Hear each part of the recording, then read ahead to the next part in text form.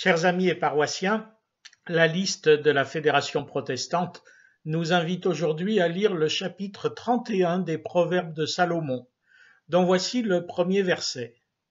La balance fausse est en horreur à l'Éternel, mais le poids juste a sa faveur.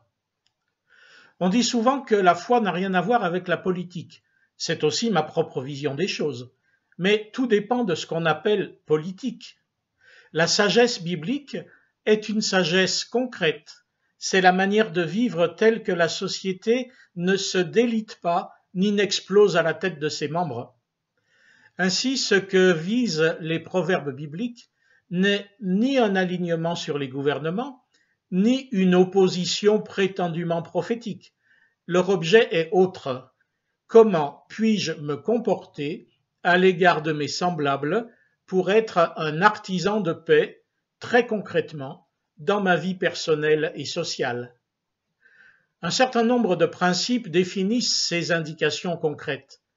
Le verset que j'ai cité d'entrée exprime l'un de ces principes qu'on trouve aussi ailleurs, exprimé de la même façon chez les prophètes, mais aussi dans le Lévitique. Vous ne commettrez pas d'injustice, ni dans les jugements, ni dans les mesures de dimension, ni dans les poids, ni dans les mesures de capacité. Vous aurez des balances justes, des poids justes, un épha juste et un hin juste. Je suis l'Éternel votre Dieu, qui vous ai fait sortir du pays d'Égypte. C'est dans le même chapitre qui comporte en son milieu « Tu aimeras ton prochain comme toi-même ». Il n'est donc pas question de politique partisane, mais d'amour. Les puissants sont alors invités à aimer les pauvres et les malheureux dont la Bible annonce qu'ils sont leurs prochains et non des esclaves à exploiter par tous les moyens, y compris l'injustice. L'amour n'est pas un sentiment romantique, c'est un engagement à ne pas être injuste dans les relations avec les autres. Cet engagement est requis aussi des puissants, des dirigeants. C'est pourquoi les prophètes ont repris ces exhortations à des balances justes. On voit bien comment la constatation qu'ils n'en font rien, car aujourd'hui tout se sait, a démoli la réputation des politiques et même de la politique elle-même.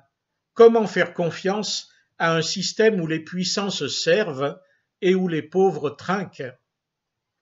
Le proverbe s'adresse bien sûr à eux et à nous lorsque nous faisons la même chose à l'égard de nos proches. Il s'adresse à eux afin qu'ils restaurent la confiance que nous pouvons avoir en eux, quelle que soit leur couleur politique. Personne n'est pur, ni vous ni moi. Mais on peut au moins exiger que ceux qui prétendent diriger manifestent qu'ils respectent la justice et même qu'ils la promeuvent. Ils sont serviteurs du bien commun, et quant à nous, nous affirmons qu'ils sont serviteurs de Dieu, qu'ils le sachent ou pas. Ne négligeons donc pas de prier pour eux, non qu'ils soient bons, nous non plus, mais pour qu'ils le soient, pour qu'ils trouvent le courage et la foi de le devenir et de le rester. Bonne semaine à vous.